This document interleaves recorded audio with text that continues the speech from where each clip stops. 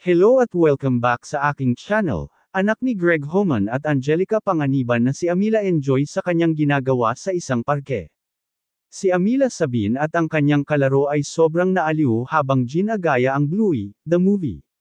Kitang-kita ang kanilang kasiyahan habang ginagampanan ang mga eksena mula sa pelikula, tila ba sila mismo ang mga tauhan sa kwento. Mas lalo pang naging masaya ang kanilang laro nang sila ay magduyan ng sabay. Gayunpaman sa ibang bahagi si Angelica ay ipinakita ang mga nakakatuwa na ganap nila sa farm kung saan pansin na enjoy si Amila. Narito at ating panoorin ang kabuuan ng video pero bago yan maaari po kayong mag-subscribe para laging updated sa iba pang kaganapan.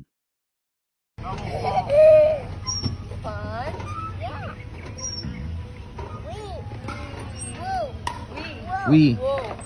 Is there a whistle wazzle woo? You know what a whistle wazzle woo is? That's a swing baba. Gumagawa siya ng ginagaya nila. Mga ano pala yun? Asa Bluey pala yun.